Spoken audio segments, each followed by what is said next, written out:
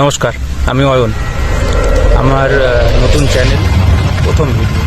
যদি কিছু খারাপ বা ভুল বলি তাহলে সবাই ক্ষমা করে দেবে, ঠিক আছে? আমার ভিডিও এরকমই হবে যে সব কিছু প্রকৃতির সম্বন্ধে আসবে। ধরো প্রকৃতি, মানুষ, এইখানে আমরা তো প্রকৃতিরই সব কিছু মানুষ, আমরা পৃথিবীর ওপরে চলি। তো এইখানে অনেক মানুষের অনেক রকমের জ্ঞান আছে, সেইগুলো আমাদেরকে নিতে হয়, ঠিক আছে? কীরকম নিতে হয়? যখন আমরা জন্মাই, জন্মানোর পরে বাবা মা শেখায়, আমাদের অনেক কিছু শেখায়। তো তারপরে যখন আরেকটু বড় হই, মাস্টারের কাছে শিখি, স্কুল টিচার বা প্রাইভেটে। তো আর কিছু কিছু জিনিস আমাদের নিজের থেকে শিখতে হয়, মানে অন্য কাউকে দেখে শিখতে হয়। আগে তো বাবা মা বলে যে এটা এটা কাকা হয়, এটা মানে যে কোনো আত্মীয় হলো। কিন্তু তারপরে যখন বড় হই আমরা, আজকে আমার বয়স 25 বছর, আমি যখন রাস্তায় বেরোই বা যেখানে যাই সব কিছু তো দেখি, সবার কাছে বুঝি। যখন রাস্তায় কোনো ঘটনা ঘটে, ঠিক আছে, তো তখন তো আমরা সেইগুলো চোখে দেখি, কানে শুনি, বোঝার চেষ্টা করি, বুঝিও জিনিসগুলো। তো আজকে একটা প্রথম ভিডিওতে আমি একটা জিনিস নিয়ে শুরু করি, সেটা হচ্ছে প্রকৃতি। যেরকম আমি একটা বাঁশ গাছের তলায় বসে আছি। তো বাঁশ গাছ কী করে? আমাদের ছায়া দেয়, কিন্তু মানুষে অতটা ভাবে না বাঁশ গাছের নিয়ে, ঠিক আছে? ছায়া দেয় মানুষ কীভাবে? বট গাছটা ছায়া দেয়, বাঁশ গাছেও কিন্তু ছায়া দেয়, তবে ছায়া দিক। এই যে বাঁশ গাছ দিয়ে অনেক কিছু করা হয়।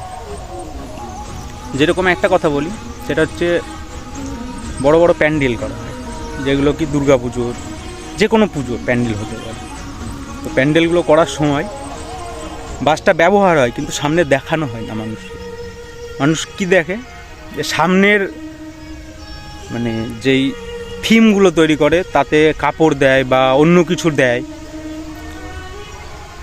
তাই তো কাঁচ ফাঁচ দেয়, এইগুলো দিয়ে থিম তৈরি করে। তো বাঁশটা দেখা যায় না, বাঁশটা থাকে পিছনে। তো মানুষেরও অনেক ধরনের মুখ আছে, অনেক চেহারা আছে, একটা চেহারা সামনে। আর সেই রকমই একটা জিনিস বাঁশ গাছ, যে পিছনে থেকে প্যান্ডেলটাকে দাঁড় করিয়ে রাখে। বাঁশ না থাকলে কিন্তু প্যান্ডেলটা দাঁড়াবে না। তবু বাঁশ গাছটাকে কেউ দেখতে পায় না। মানে আমাদেরও মানুষের জীবনে প্রচুর কিছু আছে এমন, যেটা আমরা সামনে দেখতে পাই না, তবু সেটা আছে, অনুভব করি আমরা। অনুভবের দুনিয়ায় এটা সেরা। তো সেরকম কিছু ঘটনা রাস্তায় যখন ঘটে আমরা দেখি, ভাবি। আমার ভিডিওর একটাই উদ্দেশ্য, সেটা হচ্ছে মানুষের সামাজিক যেটা মেন্টালিটি, মানসিকতা, সে মানসিকতা অনেক মানুষের আমার সাথে সমান হতে পারে, সেম হতে পারে, আবার অনেকের আলাদা হতে পারে।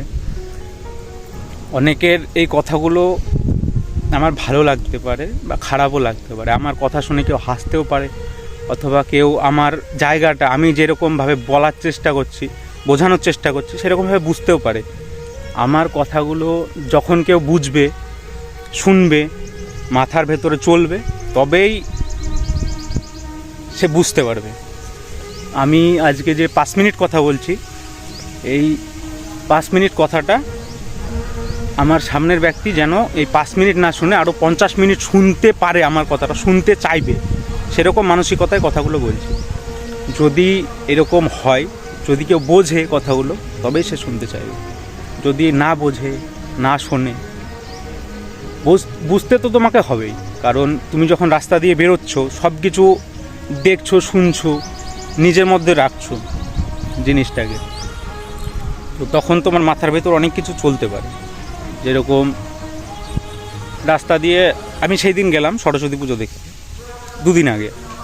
তো দেখলাম স্কুটিতে একটা ছেলে, একটা মেয়ে, মানে হাজব্যান্ড ওয়াইফ দুজনে ছিল। তো সেই ছেলেটা স্কুটিটা চালাচ্ছিল, পাশে একটা টোটো দাঁড়িয়েছিল।